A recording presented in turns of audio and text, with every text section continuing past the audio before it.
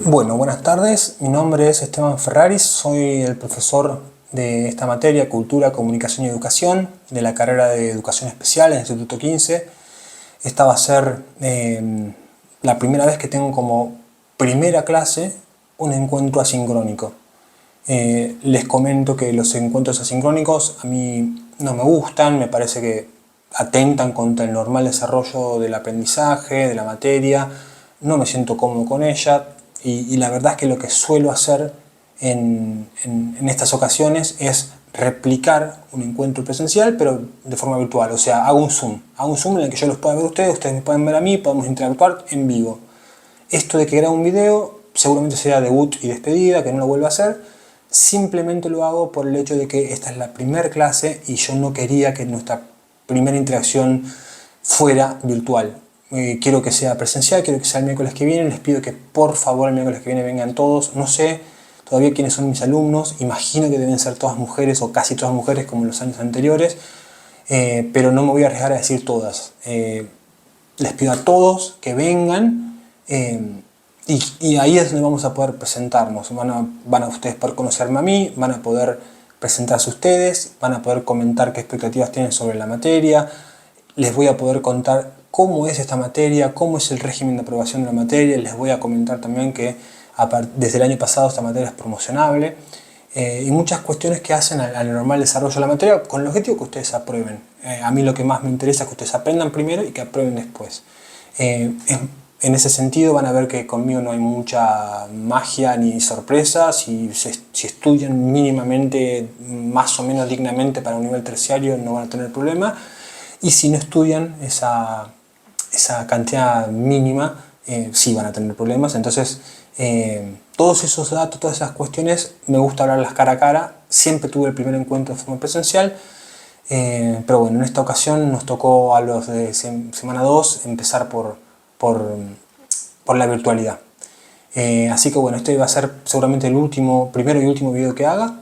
Este video en el que voy a hablar del texto de Roman Jakobson, un texto fundamental de la materia, ya van a ver por qué, se va a complementar con un ejercicio que les voy a dejar en la plataforma, en los foros, en los que les voy a pedir que en 4 o 5 líneas, si quieren escribir más, por supuesto, lo que no pueden escribir menos, me digan qué expectativas tienen de esta materia, qué piensan que van a ver en esta materia y qué les gustaría ver, de acuerdo a el nombre, ¿no? Cultura, Comunicación y Educación, qué expectativas tienen sobre qué puede contener y qué les gustaría que contenga. Con eso estaríamos cubiertos para este primer encuentro asincrónico. Este texto de Jakobson va a ser el único texto que va a ser visto en 2 clases, porque lo vamos a ver hoy en este video grabado y la clase que viene presencialmente. Después es un texto, una clase, un texto, una clase. En total van a ser 8 textos, 9 clases. Comencemos. Roman Jakobson fue un lingüista ruso que nació en el año 1896, o sea, a finales del siglo XIX, y murió en 1982. Casi 100 años de vida tuvo nuestro querido Roman. En este texto que vamos a ver, que es muy famoso entre los textos de comunicación, de semiología, de los chicos que estudian periodismo, él se va a preguntar por la poética, por la función poética y su relación con la lingüística. Después vamos a ver, cuando yo les digo poética, cuando yo les digo función poética, estamos hablando de una función sobre 6 funciones que Jakobson va a decir que tiene el lenguaje. Eso es fundamental en este texto, saber cuáles son las funciones del lenguaje y cómo son determinadas. Ahora pongamos un poco de contexto para que se entienda. Esto que voy a decir ahora no es no es algo que vaya a preguntarles en un examen y que tengan que estudiar meticulosamente, pero sí que lo entiendan como contexto de lo que sí es importante en este texto, que son las funciones del lenguaje y los elementos del esquema de comunicación de Jakobson, que ahora vamos a llegar a eso. Jakobson se pregunta por la poética, dijimos, ¿no? Por la función poética. Y dice que el principal problema del que se ocupa la poética es qué es lo que hace que un mensaje verbal sea considerado una obra de arte. O sea, qué rasgos tiene que tener un mensaje verbal para que sea considerado una obra de arte. Fíjense lo que estamos hablando, ¿no? Mensaje verbal como una obra de arte. Ya con eso se pueden dar una idea de qué va la función poética, pero eso después lo vamos a ver bien. En el autor va a decir que la poética se ocupa de la diferencia del arte verbal respecto a las demás artes y de otros tipos de conducta verbal. O sea, está tratando de ubicar qué rol le corresponde a la función poética dentro de todo el mundo global de la lingüística, ¿no es cierto?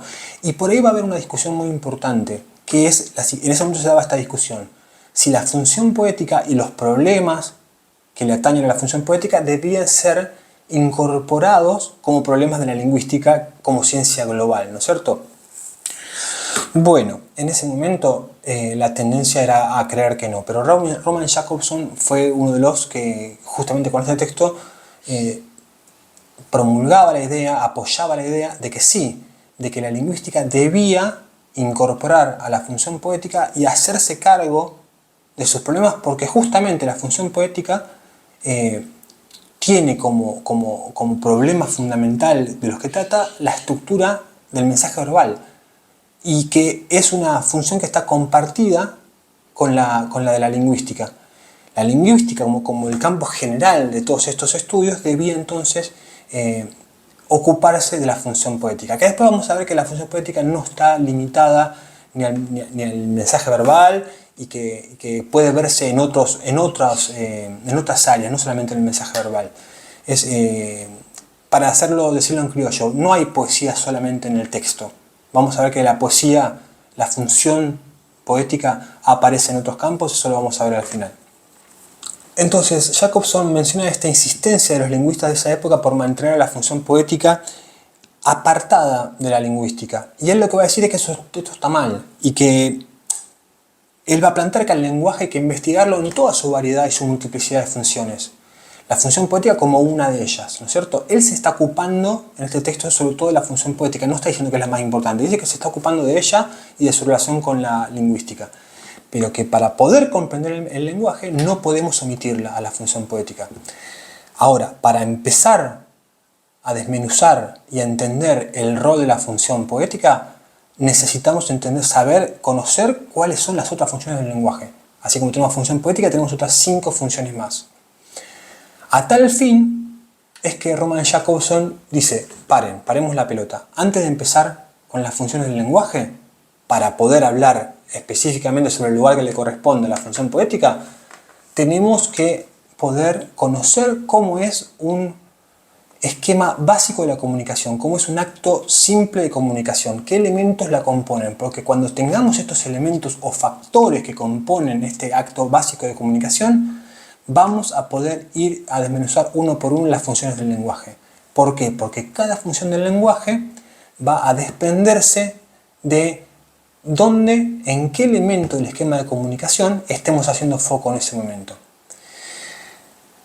Les cuento al final, la función poética, vamos a ver que hace especial foco en el mensaje. El mensaje es uno de los 6 elementos del esquema de comunicación que ahora vamos a comenzar a ver. Entonces, Jakobson menciona esta insistencia de los lingüistas de esa época por mantener la función poética apartada de la lingüística. Y él lo que va a decir es que esto está mal, y que él va a plantear que al lenguaje hay que investigarlo en toda su variedad y su multiplicidad de funciones. La función poética como una de ellas, ¿no es cierto? Él se está ocupando en este texto sobre todo de la función poética, no está diciendo que es la más importante, dice que se está ocupando de ella y de su relación con la lingüística. Pero que para poder comprender el lenguaje no podemos omitirla a la función poética.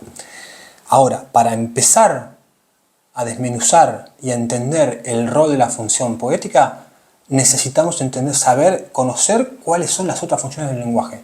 Así como tenemos función poética, tenemos otras 5 funciones más.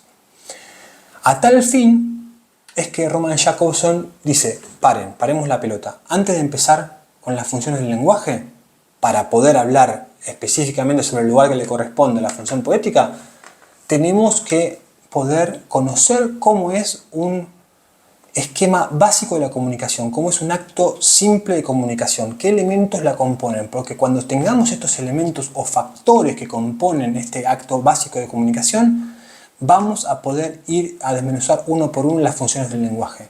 ¿Por qué? Porque cada función del lenguaje va a desprenderse de en qué elemento del esquema de comunicación estemos haciendo foco en ese momento. Les cuento al final. La función poética, vamos a ver que hace especial foco en el mensaje. El mensaje es uno de los 6 elementos del esquema de comunicación que ahora vamos a comenzar a ver. Bien, ahora necesitamos un esquema de comunicación, un esquema del acto de comunicación más básico, que contenga los 6 elementos o factores que componen a este acto de comunicación básico. Jacobson va a empezar mencionando el emisor o destinador, es lo mismo, son sinónimos. Emisor y destinador, en este caso, en esta interacción que estamos haciendo ahora, yo soy el emisor del mensaje, ¿no es cierto? O el destinador del mensaje. ¿Cuál es mi mensaje? Bueno, mi mensaje es el contenido de esta clase, de esta charla que estamos teniendo. Todos los conceptos que en algún momento de la historia Jacobson vertió, que los plasmó en su texto Lingüística y Poética y que yo estoy transmitiendo a ustedes. Ese sería el mensaje de este acto comunicacional. Y quienes reciben mi mensaje, quienes escuchan mi mensaje, quienes asimilan mi mensaje son los receptores o destinatarios de este mensaje. Entonces ahí ya tenemos tres de los 6 factores del esquema básico de comunicación de Jacobson. Emisor o destinador, mensaje y destinatario o receptor.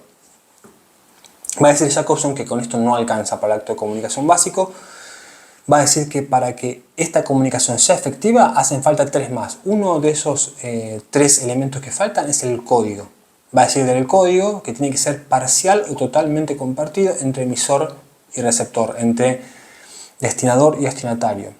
Por código, en este caso, yo en la clase que viene presencial voy a ahondar sobre esto, pero por código, para que entiendan, en este momento estamos hablando de la lengua castellana. Nuestro código en este momento está siendo la lengua castellana. Pero otro código podría ser la lengua de señas, por ejemplo, ¿no es cierto? O el sistema braille. Son formas de comunicarse tipificadas, que ya están establecidas, que uno no puede cambiar a su antojo, y que por eso permiten una comunicación, ¿no es cierto? Pero son sistemas distintos, son códigos distintos. Bien, faltan 2 elementos. Tenemos, por un lado, hace falta un contexto de referencia, va a decir Jacobson, que es la situación comunicacional. Esto lo vamos a ver que también es muy importante porque esta charla que estamos teniendo tiene sentido en un contexto y no tiene sentido en otro contexto. Tiene sentido en el contexto de una clase, pero no tiene sentido en el contexto de, no sé, estar en un boliche o en la cancha de fútbol. Uno hasta dudaría de la sanidad mental de una persona que se pone a hablar de esto en un contexto que no es el de una clase. Esto es para el contexto académico, ¿no es cierto? Lo que es como ustedes acá no pueden decir, bueno, a ver, pueden decir, yo no me voy a enojar si alguno dice un insulto, pero no es el lugar para hacer un insulto, como no lo es una iglesia, como no es una entidad no sé, del Estado. Hay lugares donde hay que mantenerse una cierta compostura, no sé.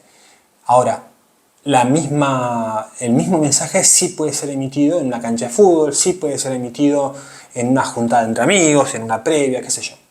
Es importante el contexto, van a ver cómo el contexto, esto es algo que aparece muy frecuentemente en la ciencia de la comunicación, el contexto influye sobre el mensaje, condiciona más o menor medida, en mayor o menor medida el mensaje. El contexto es importante y es el 4.º elemento del esquema de comunicación de Jacobson. Muy bien. Nos queda entonces tenemos destinador, mensaje, destinatario, contexto y código. Nos falta un elemento del esquema de comunicación que es el canal o contacto. Lo van a ver como contacto en el texto de Jacobson, pero después él continúa utilizando la palabra canal. Es lo mismo y está muy bien. Es un canal físico y una conexión psicológica entre emisor y receptor. Canal físico, ¿a qué nos referimos con canal físico? Es por dónde se vehiculiza el mensaje. ¿Por dónde se vehiculiza el mensaje? Si nosotros estamos cara a cara charlando, el mensaje se está vehiculizando a través del aire. Si yo estoy en una mesa de un bar con alguno de ustedes, el mensaje se está vehiculizando por el aire. Ahora, si yo estoy hablando con mi hermano que está viviendo en Malasia, ¿no es cierto? Está hablando por teléfono. Bueno, ahí el canal es el telefónico. Y ahora nosotros estamos hablando, ustedes están viéndome a mí a través de un video subido a YouTube y el canal es Internet, ¿no es cierto? Entonces el canal también, vamos a ver eso, lo vamos a ver en la clase que viene, de alguna forma condiciona el mensaje y condiciona el acto de comunicación en su totalidad. Entonces es importante en el acto de comunicación que nos fijemos en el canal de comunicación. Entonces ahí tenemos los 6 elementos básicos del esquema de comunicación de Jacobson, que son emisor, yo lo pongo, y también es lo que hace Jacobson a la izquierda, emisor, mensaje, receptor, línea recta. Y después podemos poner en forma, para terminar, van a ver que se forma como una especie de cruz conceptualmente, que está bueno que lo tengan en la cabeza así, emisor, mensaje, receptor, contexto, canal y código. Como lo pueden ver, yo ahora se los voy a dejar acá en la pantalla para que lo vean. Entonces, acá tenemos los 6 elementos o factores del esquema de comunicación de Jacobson, que ahora vamos a ver cómo cada uno de estos elementos, cuando el acto de comunicación está haciendo foco en alguno de ellos específicamente, se va a determinar una función del lenguaje distinta. O sea, cada uno de estos elementos o factores va a determinar una función del lenguaje distinta, que hasta ahora solo mencionamos la función poética, pero tenemos 5 más por mencionar.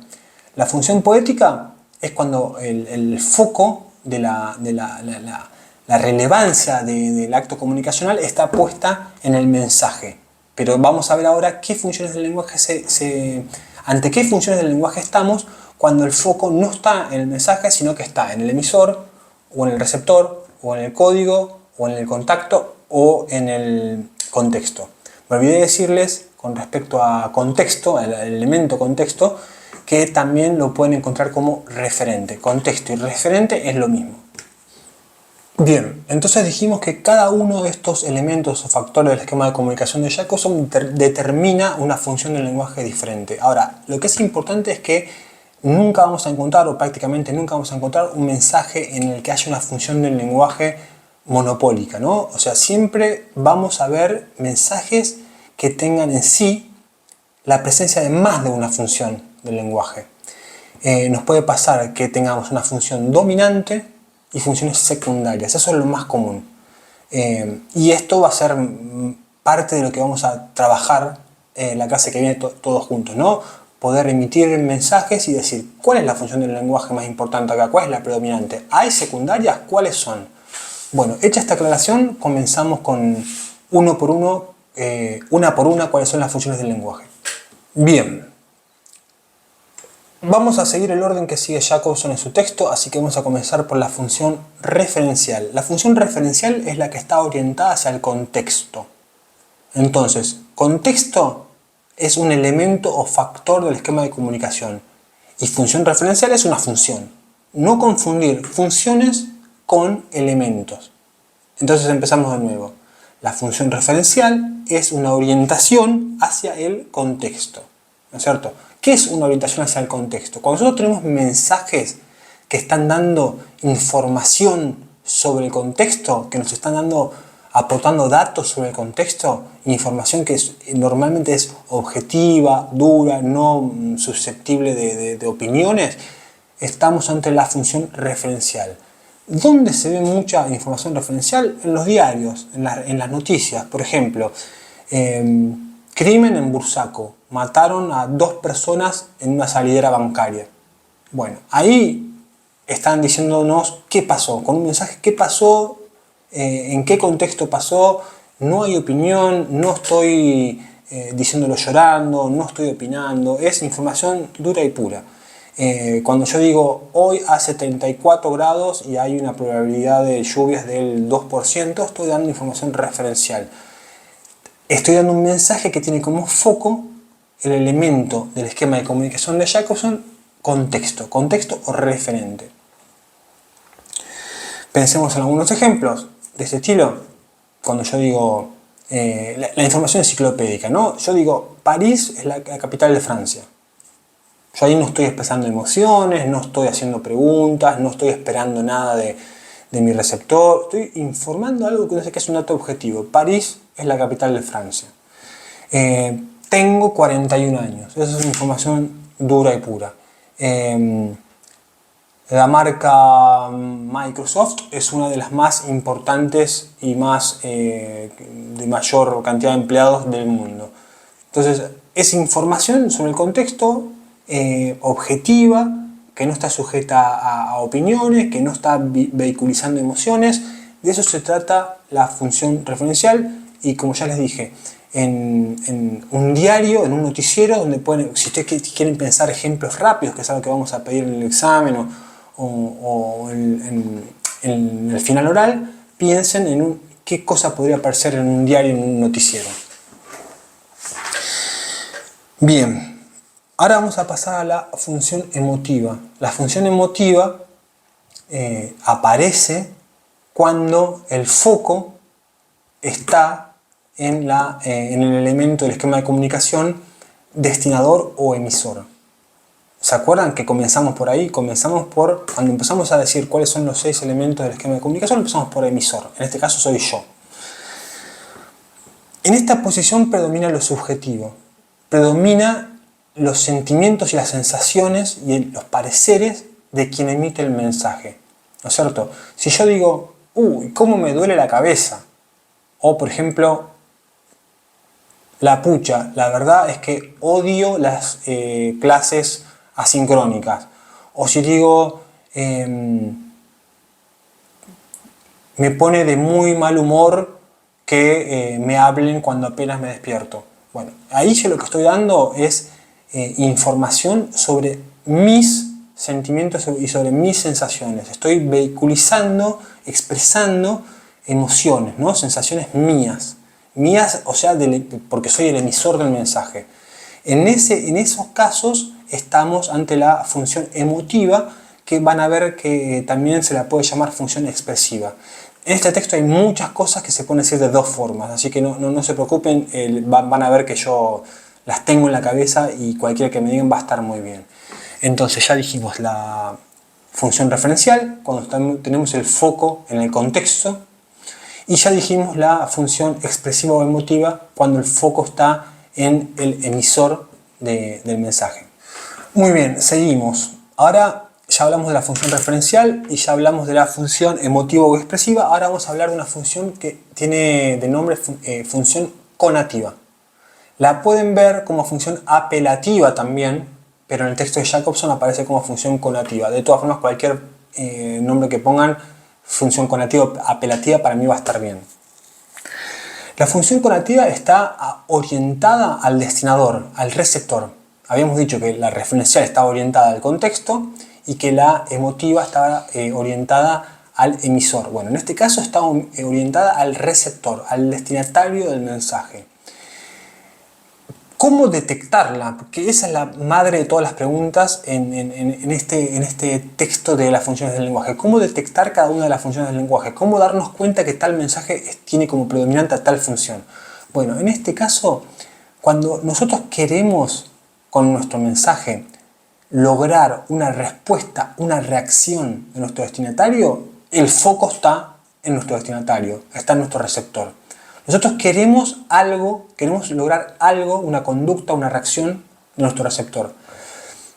Ejemplo, si yo digo a través de un imperativo, anda a la esquina a ver si llueve, o anda al mercado a comprarme 2 kilos de pan, o cerrar la puerta cuando salgas, estoy dando una orden, ¿no? Esos son imperativos.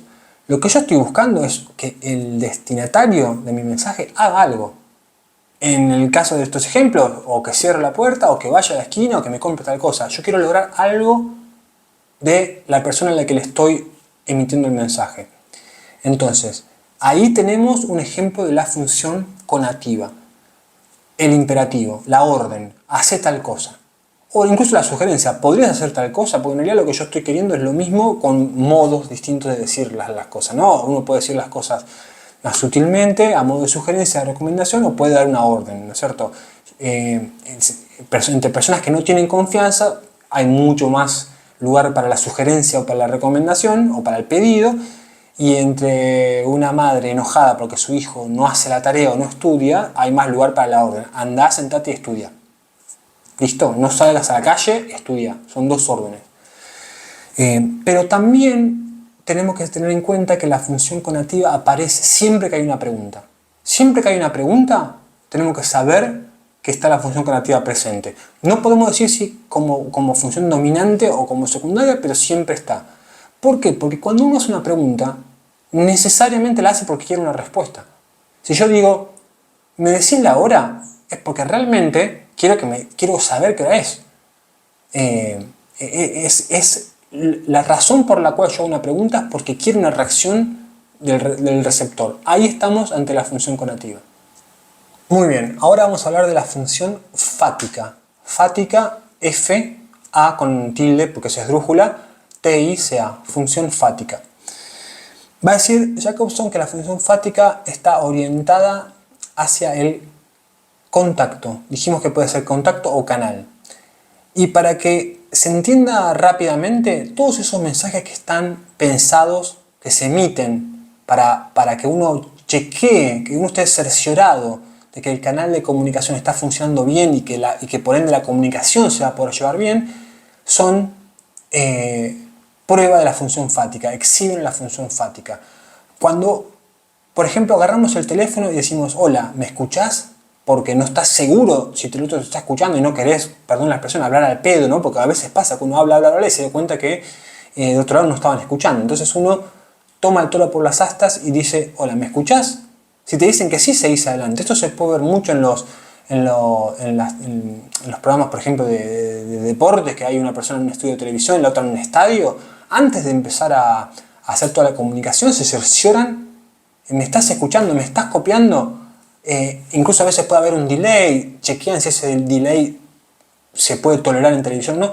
Todos esos mensajes que se emitan, me estás escuchando, se entiende lo que estoy diciendo, te llega bien. Todos esos mensajes que están a los fines de cerciorarse de que el canal de comunicación esté funcionando correctamente o no, para interrumpirlo y corregirlo, son de la función fática. Dice Jacobson que la función fática tiene lugar cuando se utiliza el lenguaje para verificar la disponibilidad e idoneidad del canal comunicativo antes de comenzar el intercambio de información. De este modo se verifica que no existan tropiezos o barreras en el canal, los cuales podrían deteriorar la calidad de comunicación cuando no impedirla de todo. Ahí está muy claro. Son mensajes que se suelen decir antes de tener la conversación propiamente dicha, la que nos importa tener, para cerciorarnos de que la podamos tener. ¿No es cierto? Continúo. Para ello se emplean alocuciones que carecen mayormente de significado propio, pero que sirven para retroalimentar la comunicación, o sea, para confirmar que todo está listo para que el emisor emita y el receptor reciba. Ejemplos. Los saludos, que sirven para iniciar un canal de comunicación o expresarle al emisor que uno está listo para oírle. ¿Lo habían pensado alguna vez de esta manera? Un saludo, hola, ¿qué tal? ¿Cómo estás? Más allá de la cordialidad, más allá de la cosa ritualizada, está diciéndote, bueno, sirve para iniciar la comunicación. Y después hay otros mensajes que sirven para terminarla. Cuando uno le dice nos vemos, o cuando dice cuídate, uno no está diciendo realmente espero verte o cuídate porque te puede pasar algo. Uno no está, ahí no hay literalidad. Ahí lo que uno quiere es decir con mensajes ritualizados que la conversación está terminando, o estoy listo para terminarla. Así como estaba listo para iniciarla y por eso hice un saludo, estoy listo para terminarla. Otro ejemplo, cuando atendemos el teléfono y decimos aló o decimos hola, estamos realmente indicando que estamos listos para empezar a emitir o recibir un mensaje. ¿Se entiende? Y ejemplos de otros ejemplos de la vida cotidiana en un recital. En la previa de un recital están probando sonido. Primero va el baterista, el técnico del baterista, chequea que esté todo correcto, que la batería suene bien, que los platos estén bien. Después va el de la guitarra y después va el del micrófono, ¿no es cierto? El que chequea que toda la parte del vocalista esté bien. ¿Y qué dice? Dice hola, hola, sí, probando, hola, sí. Bueno, esos mensajes son de función fática. Está probando que el canal de comunicación, que en ese contexto es de aire, porque en un recital en vivo, ¿no es cierto? Está la gente enfrente al artista y en el medio hay aire. ¿no es cierto? La amplificación, el micrófono, es algo que sirve para que el mensaje, que en este caso sería el arte, la música del cantante, llegue a múltiples receptores, que pueden ser medibles en miles, ¿no? Porque si no hubiera un micrófono, uno podría, el único que podría escuchar al vocalista, y con mucha suerte, serían los que están en la primera fila, después ya los demás no escuchan. Bueno, para saber si ese canal está funcionando, que es el canal de aire más la amplificación, es que el plomo dice hola, sí, sí, probando. Son mensajes que se emiten solamente para checar que el canal funcione, nada más. No tienen otra función, no tienen una función referencial, no están expresando emociones, no están buscando el receptor que haga nada. Cuando yo digo hola, probando, sí, sí, sí, no estoy esperando que alguien del público haga algo. Nada, estoy solamente probando el canal de comunicación. Bien, ahora vamos con la función metalingüística. La función metalingüística es la que está orientada en el código. Y acá tienen que ver todas esas reflexiones o preguntas que hacemos sobre nuestro código, que en este caso, como les dije, era el lenguaje castellano, el idioma castellano, ¿no? La función metalingüística la emplean muchísimo, por ejemplo, los chicos en edad de crecimiento. Y esto nos puede ser muy útil a nosotros, que nuestro objetivo es enseñar educación especial, enseñar a niños, a adolescentes y vamos a necesitar poder explicar sobre nuestro código, sobre nuestro idioma. Ellos nos van a hacer preguntas y nosotros tenemos que poder respondérselas. Tanto la pregunta sobre el código como la respuesta sobre el código, función metalingüística. Siempre que estemos haciendo preguntas o aclaraciones sobre el código, función metalingüística. Ejemplos. Si yo digo, yo recién dije que aclaré que función fática se escribía FA con tilde en la A, TICA. ¿No es cierto? Cuando yo digo que lleva tilde en la A porque todas las esdrújulas llevan tilde, lo que estoy haciendo es dando una regla de la lengua. Entonces estoy hablando sobre el lenguaje, sobre el código, sobre el herramental que nosotros utilizamos para comunicarnos. Entonces, cuando yo digo todas las esdrújulas llevan tilde, estoy hablando sobre la lengua, estoy hablando sobre nuestro código, sobre el español. Ese es un mensaje que tiene como predominante la función referencial. Si yo digo Verónica se escribe con B corta y no con B larga, estoy haciendo un mensaje que tiene como foco nuestro código. Estoy hablando sobre nuestro código. Y si un niño le pregunta a su maestra o a su mamá, mamá, ¿cómo se escribe la palabra bisectriz? Esa pregunta es una pregunta de índole metalingüístico. Y la respuesta que le haga la madre también lo va a hacer. Entonces, primero que nada, acá se puede dar una situación que ustedes ya lo deben estar pensando.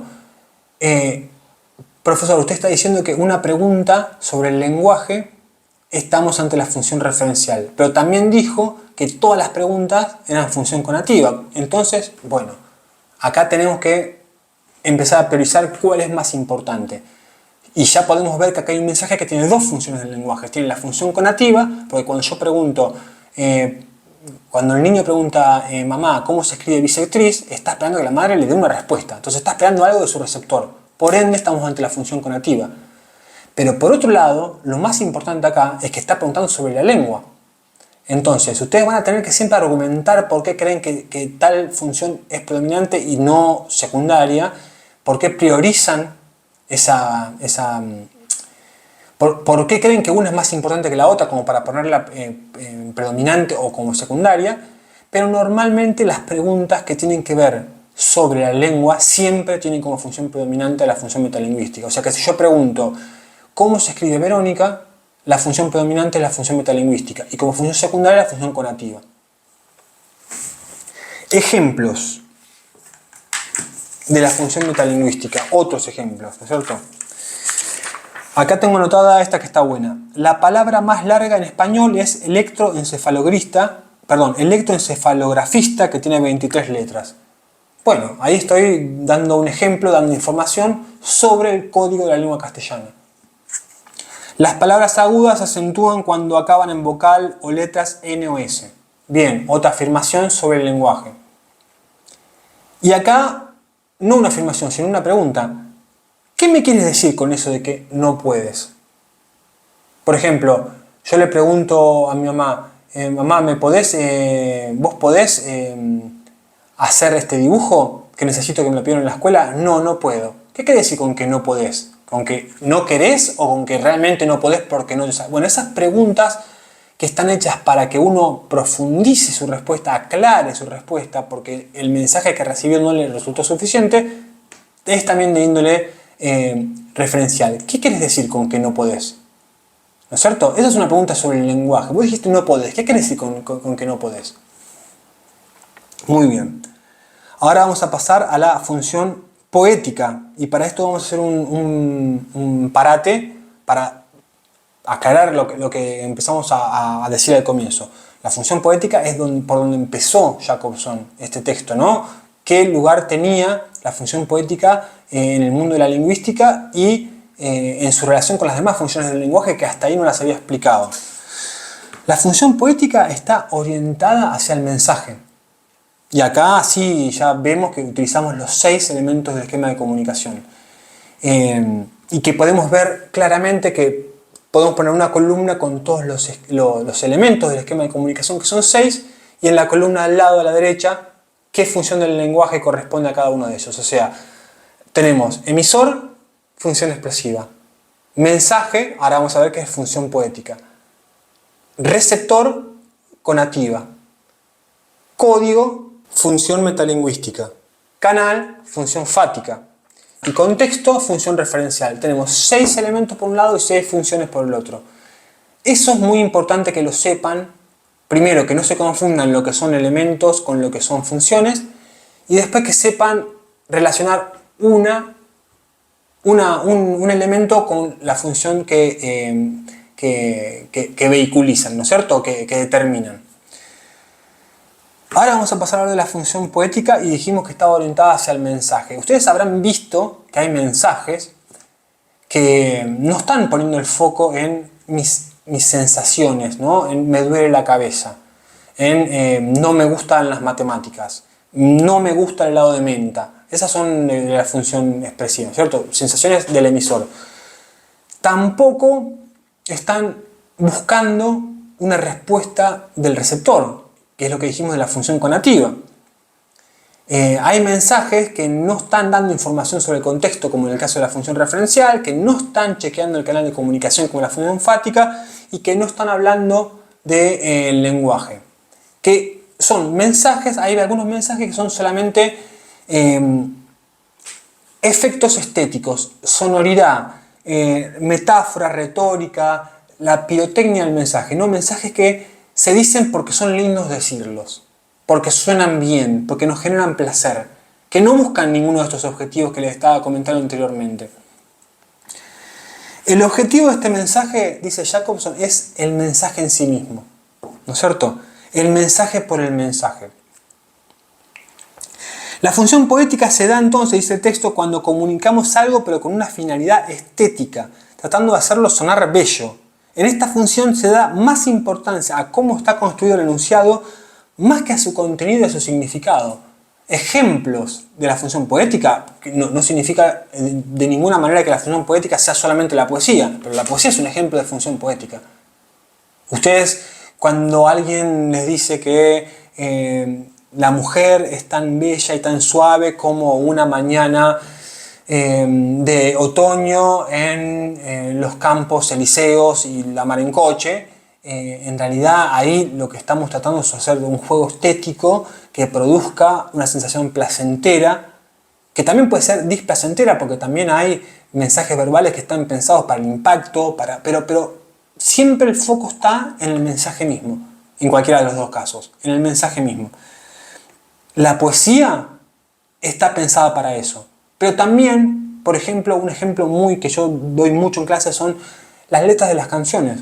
Las letras de las canciones muchas veces no tienen un sentido, no están pensadas para tener un sentido o para informar algo o para generar una reacción directa de quien la escucha, no están para enseñarnos sobre el lenguaje, no están para checar el canal de comunicación. Cuando yo digo, vamos negrita, baila hasta el fin, vamos negrita, hacelo por mí, como dice la canción de Los Redondos, Caña Seca y un membrillo, es todo, todo estética, todo goce por el mensaje mismo. Es disfrutar de la rima, disfrutar del colorido de esos mensajes, disfrutar de la sonoridad, pero no es el significado lo importante, lo importante es esa estética. Ahí estamos ante la función poética.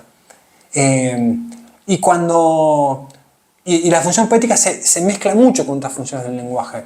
Cuando hablamos de letras de canciones o de poesía, vamos a ver que muy rara vez vamos a encontrar mensajes con la función poética dominante en la que no aparezca, por ejemplo, la función expresiva como secundaria. Y a veces hasta determinar cuál es predominante es cuestión de debate.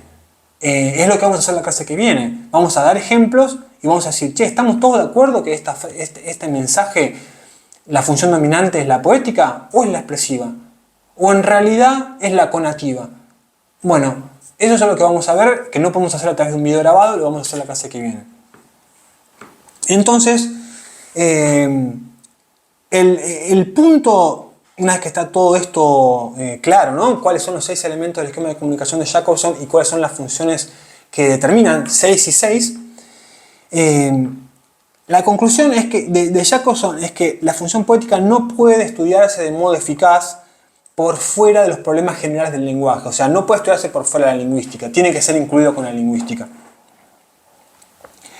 Y por otra parte, la indagación del lenguaje requiere una consideración global de su función poética. Esto es lo que dice el texto. La función poética tiene que ser incluida en la consideración cuando indagamos el lenguaje. Les dije que la poesía podía... la función poética podía encontrarse más allá de la poesía en sí mismo, ¿no es cierto? O sea, que puede haber función poética por fuera de la poesía. Dice Jacobson, cualquier tentativa de reducir la esfera de la función poética a la poesía o de confinar la poesía a la función poética sería una tremenda simplificación engañosa. La función poética no es la única función del arte verbal.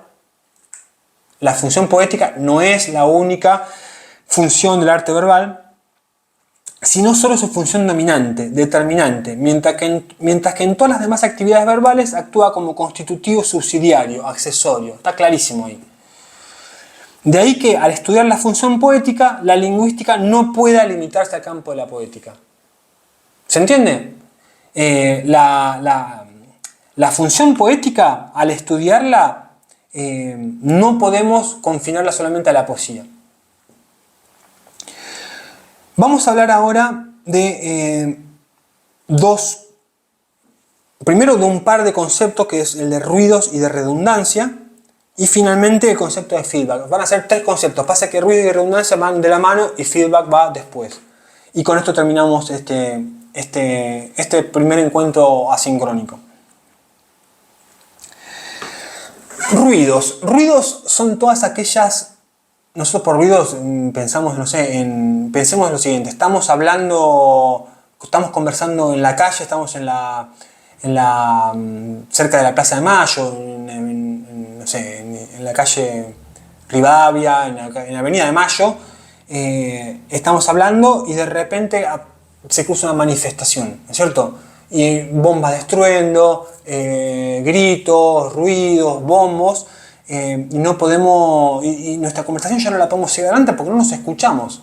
Eso es un ruido en su literalidad. Apareció realmente ruido que impidió que nuestra comunicación pueda desarrollarse. Pero hay otros ruidos que no son con ruidos literales. Pensemos en que estamos hablando por Zoom, ¿no es cierto? Y de repente a Fivertel se le ocurre cortar su servicio. Bueno, ahí hubo un ruido en la comunicación. Y no es que hicieron... Ahí hubo un ruido que significa que algo se interpuso entre emisor y receptor y entre los demás elementos del esquema de comunicación e impidió que se lleve a cabo la comunicación. Ahí hubo un problema en el canal. El canal, que era internet, que era la fibra óptica, lo que fuera, dejó de estar funcional y la comunicación se interrumpió. Bien. Ruido puede ser la falta de cobertura de un teléfono móvil. De repente no tenemos 4G, no podemos comunicarnos. Una hoja rota en un libro. ¿Les habrá pasado una vez en una fotocopia mal hecha? Ustedes compran un apunte, una fotocopia mal hecha, eso es un ruido en la comunicación. El volumen bajo de la voz. Bueno, cuando uno dice hola, hola, ¿me escuchás? ¿No es cierto? Que dijimos que es un mensaje de la función fática. Lo decimos normalmente porque puede pasar o que no lo estén escuchando o que el volumen esté bajo. El volumen bajo es un ruido. ¿No es cierto? Así como de extraño como suena, el volumen bajo es un ruido. Bien, un sonido estridente que nos impide oír lo que nos están diciendo. Bueno, el ejemplo que vimos de estamos en la calle y de repente una manifestación o un choque justo cuando estoy diciendo una palabra muy importante en mi comunicación. Mamá, te llamo por teléfono para decirte que me saqué un 10 y cuando digo 10 hay un choque, no me escuchó. Y mi mamá dice, ¿qué te sacaste? ¿Qué te sacaste? Porque un 3 significaba recursar la materia y un 10 era recibirse. Bueno, justo en ese momento clave hubo un ruido. Bueno, eso fue un ruido literal que nosotros tenemos que poder corregir de alguna forma. Porque, a ver, el ruido interrumpe la comunicación, pero nosotros queremos que la comunicación continúe porque necesitamos comunicarnos. ¿Cómo hacemos cuando aparece un ruido que interrumpe nuestra comunicación?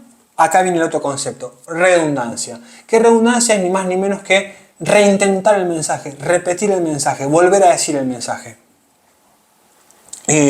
Repetir el mismo mensaje cuando acaba de producirse un estruendo que puede haber impedido su correcta recepción. Decir lo mismo con diferentes palabras, ahí está, decir lo mismo con diferentes palabras es una forma de ser redundante cuando hubo una falla en el código. Si yo te digo, si yo después de explicar este texto ustedes no entendieron nada, falló la comunicación.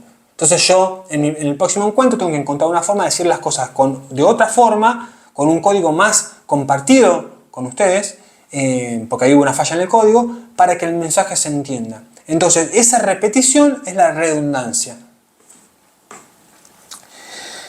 Y por último, feedback o retroalimentación es el último concepto. Cuando yo les hablé del esquema de comunicación, dijimos que hay un emisor que emite un mensaje hacia un receptor, con un código, con un contexto y con un canal, ¿no es cierto? El emisor emite un mensaje que llega al receptor. ¿Y qué pasa? ¿Murió ahí? Yo te digo, hola, clase, ¿cómo les va? Yo emití ese mensaje, ese fue el mensaje y ustedes lo recibieron. ¿Terminó ahí la comunicación? No. No, porque si no la clase duraría 3 segundos y no podríamos tener una clase. Yo cuando les digo, hola, ¿cómo están? Ahí es un mensaje que cumple la función fática en primer lugar. Y también la función conativa porque es una pregunta y espero de ustedes una respuesta, ¿no es cierto? Ahí ya les estoy mostrando algunos ejemplos. Lo que yo quiero es que ustedes respondan. Y cuando ustedes responden, dejan de ser receptores para pasar a ser emisores del mensaje. Ese ida y vuelta se llama feedback. Ustedes reciben un mensaje y rápidamente se invierte la cosa, pasan a ser emisores del mensaje, se emite un segundo mensaje diferente al primero, y yo que comencé este acto comunicacional como emisor, paso a ser receptor. Eso es el feedback. En una comunicación de dos direcciones, esto es lo que estamos hablando, la relación entre ambos sujetos fluye de manera que los roles de emisor y de receptor se intercambian, siendo el receptor quien genera el feedback y el emisor quien recibe el mensaje, el cual debe aceptarlo y gestionarlo. Acá se ve con claridad, es un mensaje que va y que vuelve. Si solamente fuera, no habría interacción, no habría feedback, la comunicación hubiera fallado. Si solamente yo puedo hablar y ustedes no pueden emitir ningún mensaje, si ustedes no se transforman de receptores a emisores, la comunicación no tiene sentido, falla. Así que voy a hacer una muy breve recapitulación de todo. Jacobson quiere ubicar la función poética en su correcto lugar dentro de la lingüística y que sea tratada dentro de los problemas de la lingüística. Para eso necesita ubicar a la función poética junto a las demás funciones del lenguaje que van a decir que son 6. Para poder explicar las 6 funciones del lenguaje, Jacobson necesita ir más atrás y describir cómo es un acto básico de comunicación. Ese acto básico de comunicación está conformado por 6 elementos que ya les dije que eran emisor, mensaje receptor, código, contexto y canal. cada uno de estos 6 elementos determina una función del lenguaje. Lo que yo necesito que ustedes sepan son cuáles son esos 6 elementos del esquema de comunicación, qué función del lenguaje determina cada uno de ellos, y que puedan no solo detectar qué función del lenguaje predomina y cuál es secundaria en un mensaje cualquiera, como ejercicio, sino también ustedes, que yo les diga, a ver, diseñame un mensaje que tenga esta función como predominante y que ustedes puedan hacerlo. Si ustedes pueden con esto, que ahora les puede parecer complejo, pero van a ver que es muy simple, ustedes van a empezar con el pie derecho en el examen final y van a poder continuar esta materia entusiasmados y sabiendo que todo va viento en popa. Les voy a pedir entonces que lean el texto para la clase que viene, es cortito. Todos los textos de esta cursada son de 5 o 6 páginas, ninguno supera eso. O sea, no es de menos, pero tampoco de más, con lo cual tienen que poder leer, es fundamental que lean. Yo no voy a tener trabajos prácticos y demás, pero sí una tercera nota aparte de los parciales que sea conceptual, y para mí que ustedes lean las lecturas es fundamental para que esa nota de concepto tenga su musculatura y que les permita hasta incluso promocionar la materia, que es una posibilidad. Entonces lean los textos, ya vieron este video, vengan preparados con alguna ejercitación y respondan la consigna que les dejé en la plataforma sobre las expectativas que tienen de esta materia, que creen que van a ver y que les gustaría ver. Ya con eso no solo habremos cumplido este primer encuentro asincrónico, sino también vamos a estar listos para encarar de la mejor manera posible el primer encuentro presencial, que yo siempre apuesto todas mis fichas y toda mi energía a los encuentros presenciales, porque ahí es donde podemos interactuar. En este video que estoy grabando no hay posibilidad de feedback, lo que les acabo de decir. O sea, yo hablo y ustedes escuchan, no sé quién está escuchando, no sé si alguno tiene una pregunta no me la puede hacer, no es algo simpático para dar clases, pero cuando estemos presencialmente y en los próximos encuentros asincrónicos que vamos a hacer Zoom, que después les voy a decir, por favor, chequen que tengan conexión a internet, que tengan un celular con carga, que tengan el lugar cómodo para hacerlo, que no estén a los gritos a su alrededor, todo ese tipo de cosas, vayan pensando que las van a tener que resolver. Son o sea, siguiendo lo que estamos hablando, todas medidas que van a tener que tomar para minimizar los ruidos de la comunicación y que la comunicación pueda llevarse de forma efectiva. Cuando capten bien este texto y estas funciones del lenguaje y los elementos del esquema de comunicación, van a ver que lo van a poder aplicar en todo en la vida. Así que bueno, lean el texto, si hace falta vuelvan a ver este video que no creo que sea tan largo, contesten la consigna en la plataforma y nos vemos el miércoles que viene.